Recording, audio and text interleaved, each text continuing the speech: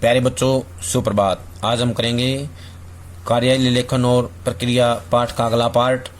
अभी तक हमने पढ़ा टिप्पणी क्या होती है, आनुषंगिक टिप्पणी क्या होती है और सरकारी पत्र क्या होते हैं, उसके नियम और उसके उदाहरण पढ़े हमने। अब हम पढ़ेंगे अनुस्मारक के बारे में। उधर अपने पत्र का कोई जवाब न पाकर मुंबई केंद्र के निदेशक राकेश कुमार जी चिंता में पड़ गए। उन्होंने महानिदेशालय को अपनी पहली चिट्ठी की याद दिलाने के लिए समन पत्र या अनुस्मारक भेजा, जो इस प्रकार था। समन पत्र या अनुस्मारक का नाम है अंग्रेजी में रिमाइंडर कहा जाता है। परिभाषा बनेगी, जब हम कोई पत्र भेजते हैं किसी विभाग में और उसका उत्तर नहीं मिलता है तो उसे याद दिलाने के लिए जो पत्र लिखा जाता है उसे कहते हैं रिमाइंडर। अनुस्मारक का उदाहरण है, हमारी जो अनुस्मारक लिखने की जो प्रक्रिया है वैसी ही है जैसे सरकारी पत्र लिखा जाता है। पहले आएगा कार्यालय का नाम, अखिल भारतीय साहित्य एवं संस्कृति संस्थान, क्षेत्रीय कार्यालय मुंबई। फाइल संख्या लिखेंगे, स्थान का नाम वा 5/2005 372, संख्या ये होगी फाइल संख्या। फिर उसके बाद इसकी बिल्कुल सामने मुंबई 26 अप्रैल 2005। सेवा में महानिदेशक अखिल भारतीय साहित्य एवं संस्कृति संस्थान, तिलक मार्ग, नई दिल्ली 110001। विषय मोबाइल फोन पर होने वाले व्यय यानी खर्चे के लिए निर्धारित सीमा। महोदय, कृपया उपयुक्त विषय पर कार्यालय द्वारा भेजे गए संख्यक पत्र का समन करें जो 15 मार्च 2005 को भेजा गया था। निवेदन है कि मोबाइल फोन की मासिक व्यय सीमा को बढ़ाने संबंधी इस कार्यालय के अनुरोध पर विचार कर कृपया आवश्यक स्वीकृति जारी की जाए। फिर आएगा बहुधीय राकेश कुमार निदेशक, उनके हस्ताक्षर होंगे। तो इस प्रकार से ये अनुस्मारक लिखा जाएगा। और सरकारी पत्र भी ऐसे ही लिखा जाता है, उसमें सिर्फ ये जो बीच का हिस्सा है विषय के बारे में विस्तार से लिखा जाएगा, किस विषय पर जो है पत्र लिखा जाना है। अब यहाँ पे व्यय के लिए निर्धारित सीमा के बारे में था। ये समन पत्र है तो इसलिए इसके बारे में ज़्यादा नहीं लिखा जाएगा, केवल ये बताया जाएगा कि पत्र भेजा गया था, इस संख्या से भेजा गया था और किस विषय में था। बस इतनी बातें बता करके पत्र को समाप्त कर दिया जाता है। ध्यान देने योग्य बातें, जब किसी पत्र, ज्ञापन इत्यादि का उत्तर समय पर प्राप्त नहीं होता तो याद दिलाने के लिए अनुस्मारक भेजा जाता है। इसे समन पत्र भी कहते हैं। इसका प्रारूप औपचारिक पत्र की तरह ही होता है, यानी ये जो सरकारी पत्र है उसके जैसे ही होता है, मगर आकार छोटा होता है। अनुस्मारक के शुरू में पूर्व पत्र का हवाला दिया जाता है, यानी उसके बारे में बताया जाता है। जब एक से अधिक अनुस्मारक भेजे जाते हैं तो पहले अनुस्मारक को अनुस्मारक 1, दूसरे को अनुस्मारक 2, तीसरे को अनुस्मारक 3 इत्यादि लिखते हैं। महानिदेशक ने इस अनुस्मारक को गुफरान अहमद उप महानिदेशक के पास इस हिदायत के साथ भेजा कि मुंबई कार्यालय के निदेशक को एक अंतरिम उत्तर भेज दिया जाए। गुफरान अहमद के पास फाइल भी लौट चुकी थी। महानिदेशक ने निचले अधिकारियों द्वारा की गई अनुशंसा को बिल्कुल ही उलट दिया था। यह बात एक क्षण के लिए गुफरान अहमद को चुभी तो जरूर, लेकिन अनुभव ने उन्हें अच्छी तरह सिखा दिया था कि कार्यालय के दैनिक कार्य व्यापार में ऐसी उलटफेर होती ही रहती है और इसे खेल भावना से ही लिया जाना चाहिए। कहने का आशय है कि इसको पर्सनल नहीं लेना चाहिए, व्यक्तिगत कभी भी नहीं समझना चाहिए। ये एक कार्यालय की प्रक्रिया है। उन्होंने तय किया कि बोर्ड की स्वीकृति के लिए भेजी जाने वाली टिप्पणी वे स्वयं ही तैयार करेंगे और राकेश कुमार को अंतरिम उत्तर भी खुद ही भेजेंगे। मुंबई केंद्र के निदेशक राकेश कुमार को उन्होंने एक अंतरिम उत्तर अर्ध सरकारी पत्र DO लेटर के रूप में कुछ इस प्रकार भेजा। अर्ध सरकारी पत्र जैसे हमने सरकारी पत्र में लिखा था वैसे ही यहाँ पे आएगा। सबसे पहले पता आएगा एड्रेस अखिल भारतीय साहित्य एवं संस्कृति संस्थान महानिदेशालय। फिर फाइल संख्या आएगी, फाइल संख्या जैसे पहले बनाई है वैसे ही बनानी है, 3/2/2005। उसके बाद सामने नई दिल्ली 4 मई 2005। गुफरान अहमद उपनिदेशक, ये उसका एड्रेस है।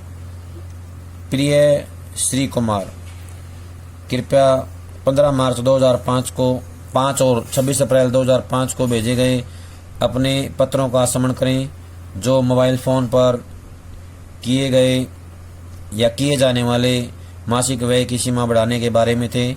आपके अनुरोध पर कार्रवाई की जा रही है। चूंकि व्यय सीमा में बढ़ोतरी के लिए बोर्ड की अनुमति आवश्यक है, अतः हम इस मसले को बोर्ड की अगली बैठक में प्रस्तुत करेंगे। इस मसले पर बोर्ड के निर्णय से हम आपको अवगत करा देंगे। शुभकामनाओं सहित। इसके बाद आएगा निदेशक श्री राकेश कुमार, दूरदर्शन केंद्र मुंबई। इधर आएगा आपका गुरफान अहमद और उनके हस्ताक्षर। ध्यान देने योग्य बातें। औपचारिक पत्र के विपरीत अर्ध सरकारी पत्र में अनौपचारिकता का पुट होता है, अनौपचारिक बातें होती हैं। इसमें एक मैत्री भाव होता है, मित्रता का भाव होता है। अर्ध सरकारी पत्र तब लिखे जाते हैं जब लिखने वाला अधिकारी संबंधित अधिकारी को व्यक्तिगत स्तर पर जानता हो, यानी अच्छे से जानता हो, तब ये लिखा जाता है। इस प्रकार का पत्र ऐसी स्थिति में लिखा जाता है जब किसी खास मसले पर संबोधित अधिकारी का ध्यान व्यक्तिगत रूप से आकर्षित कराया जाता है या उसका व्यक्तिगत परामर्श लिया जाता है। प्रारूप में बाईं ओर शीर्ष पर प्रेषक का नाम होता है, इसके नीचे उसका पदनाम होता है। असरकारी पत्र के लिए अमूमन यानी कि आमतौर पर कार्यालय के लेटर हेड का प्रयोग होता है अगर उपलब्ध हो। पत्र के प्रारंभ में संबोधन के रूप में महोदय या प्रिय महोदय का प्रयोग नहीं होता। ऐसे पत्र में आमतौर पर प्रयोग किया जाने वाला संबोधन प्रिय श्री या प्रियवर श्री हो सकता है। पत्र के अंत में अधोलेख के रूप में दाहिनी ओर भवदीय के स्थान पर आपका का प्रयोग किया जाता है। अंत में बाईं ओर संबोधित अधिकारी का नाम, पदनाम और पूरा पता दिया जाता है। गुफरान अहमद की अगली जवाबदेही इस मसले को बोर्ड के समक्ष रखने की थी।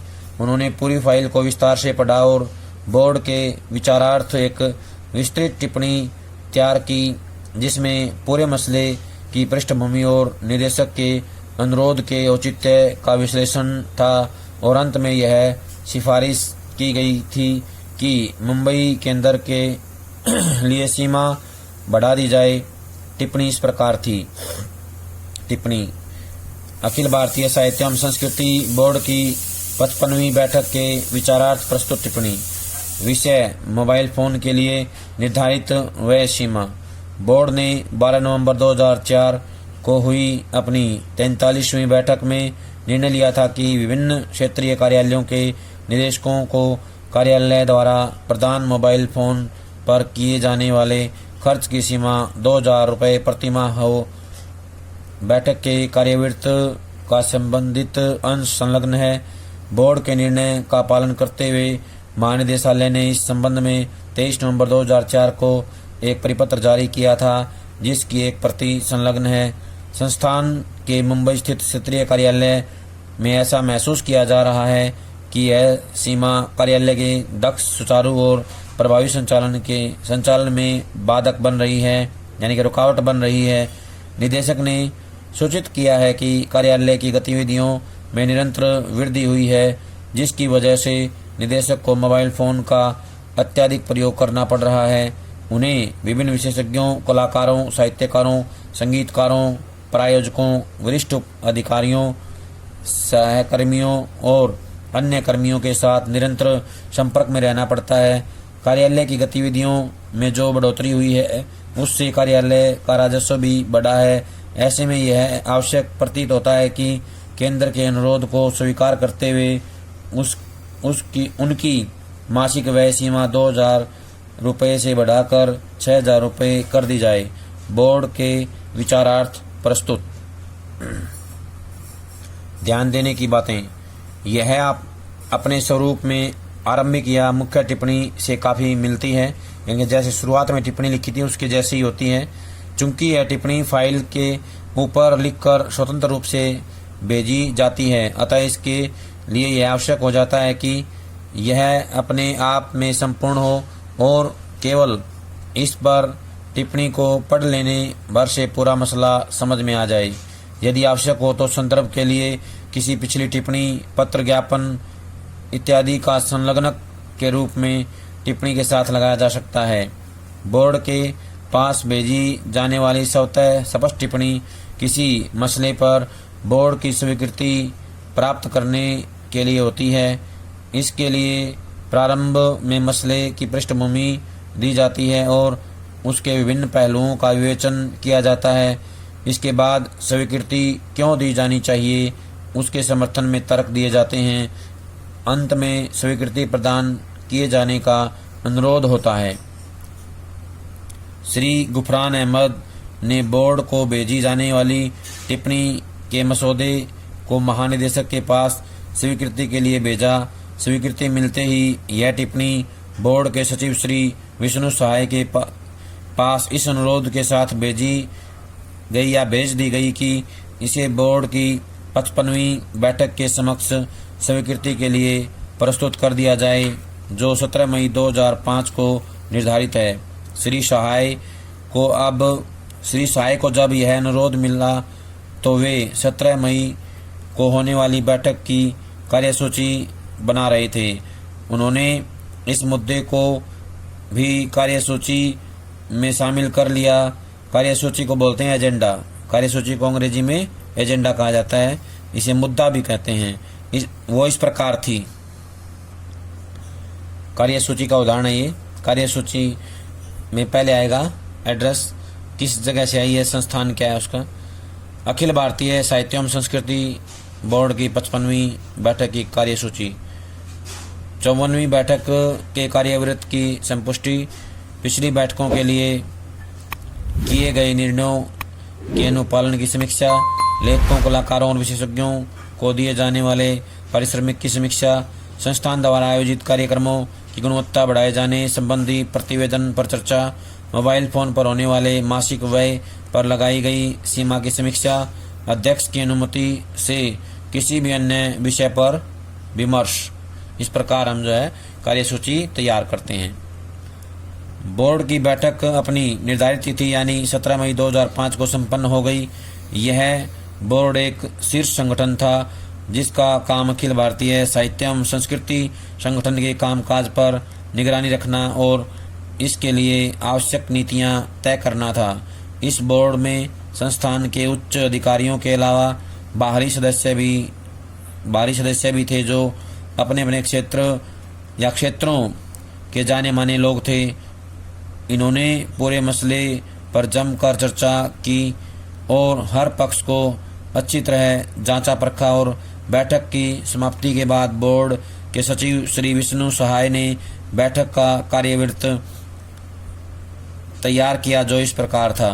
कार्यवृत्त को बोलते हैं मिनट्स। क्या बोलते हैं? मिनट्स। इसमें भी जैसे हमने शुरू में लिखा था कार्यसूची में एड्रेस आएगा। इसमें ये बताया जाएगा कि पूरी जो बैठक चली उसमें क्या निर्णय लिए गए, उसमें कौन कौन अधिकारी मौजूद थे। दिनांक 17 मई 2005 को आयोजित अखिल भारतीय साहित्य एवं संस्कृति बोर्ड की 55वीं बैठक का कार्यवृत्त। अखिल भारतीय साहित्य एवं संस्कृति बोर्ड की 55वीं बैठक बोर्ड मुख्यालय के समिति कक्ष में दिनांक 17 मई 2005 को संपन्न हुई। बैठक की अध्यक्षता बोर्ड के अध्यक्ष श्री नरेंद्र देसाई ने की। बैठक में भाग लेने वाले माननीय सदस्यों की सूची इस प्रकार है। इसमें जितने भी सदस्य आए थे उनके पद और नाम के साथ इसमें लिखना है। सभी के नाम लिखे जाएंगे और उनके पद भी लिखे जाते हैं। और जब ये सारे नाम और पद आ जाएंगे तो उसके बाद कार्यवाही के बारे में बताया जाएगा। इस कार्यवाही में क्या क्या हुआ। ध्यान देने की बातें, किसी भी संस्था की औपचारिक बैठक की कार्यसूची उस बैठक में चर्चा के लिए निर्धारित विषयों की अग्रिम जानकारी देती है। इससे बैठक के अनुशासित संचालन में सहायता मिलती है। निर्धारित विषयों से संबंधित स्वतः स्पष्ट टिप्पणियां अपने संलग्नकों के साथ सदस्यों को कार्यसूची के साथ अग्रिम रूप में भेजी जानी चाहिए ताकि वे बैठक में पूरी तैयारी करके आ सकें या पूरी तैयारी से आ सकें। ये हमारा कार्यवृत्त का उदाहरण है। पहले सभी के नाम आ जाते हैं पद के साथ। उसके बाद कार्यवाही में क्या हुआ ये बताना है। कार्यवाही के प्रारंभ में अध्यक्ष ने अपनी दक्षिण अफ्रीकी यात्रा की चर्चा करते हुए वहां की संस्कृति पर भूमंडलीकरण के प्रभावों का जिक्र किया। उन्होंने यह भी बताया कि दक्षिण अफ्रीका के अनुभवों से हम क्या सबक ले सकते हैं।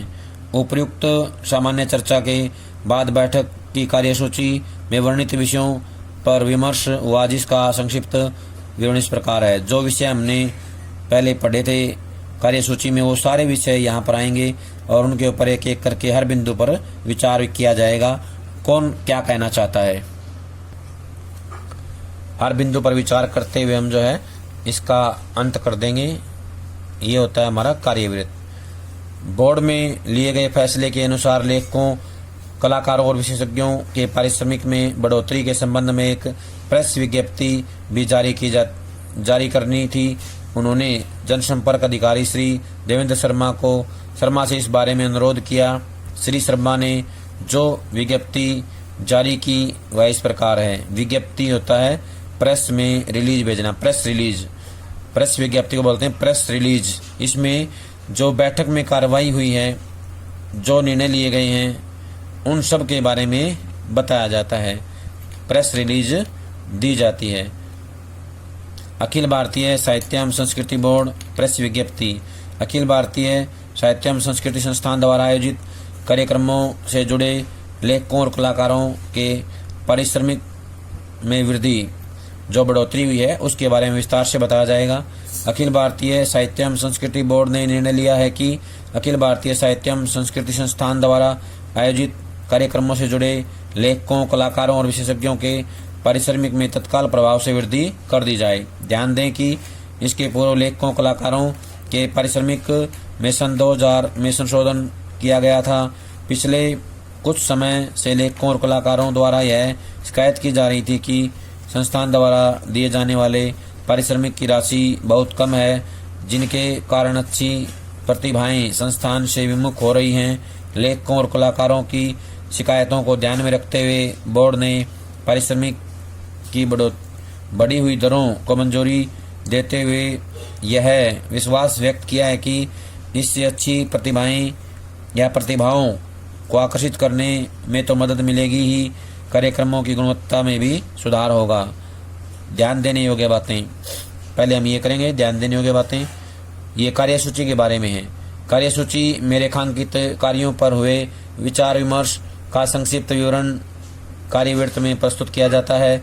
इसमें क्रमशः उपस्थित लोगों की राय का पूरा विवरण दिया जाना चाहिए। उपस्थित व्यक्तियों के नाम पदानुसार दिए जाने चाहिए। ये हमने जो है कार्यसूची में ध्यान रखना इन बातों का। अब आएगा ध्यान देने की बातें। कोई संस्थान या व्यक्ति किसी विषय या किसी बैठक में जो निर्णय लेता है उसे प्रेस विज्ञप्ति के माध्यम से सर्वसामान्य तक पहुंचाया जाता है। प्रेस विज्ञप्ति में क्या बात ध्यान रखनी है, उसका जो है विशेष रूप से हमें ध्यान रखना है।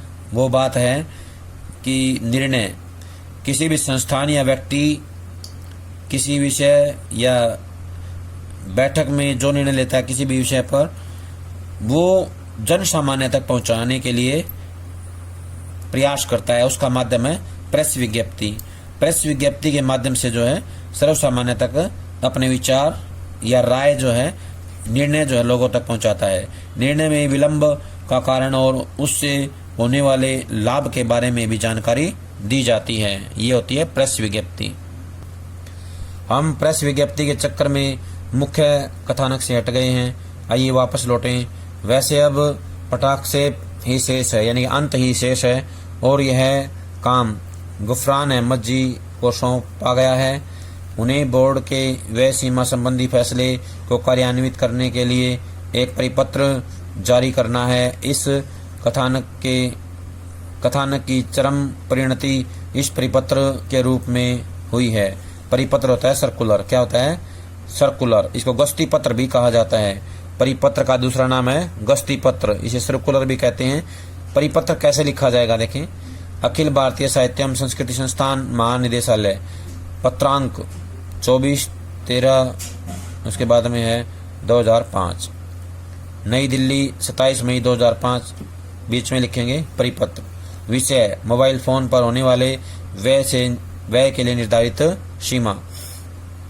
महानिदेशालय ने उपयुक्त विषय पर दिनांक 23 नवंबर 2004 को एक समसामयिक परिपत्र जारी किया था। उपयुक्त परिपत्र द्वारा मोबाइल फोन पर होने वाले व्यय की सीमा 2000 रुपये प्रतिमाह निर्धारित की गई थी।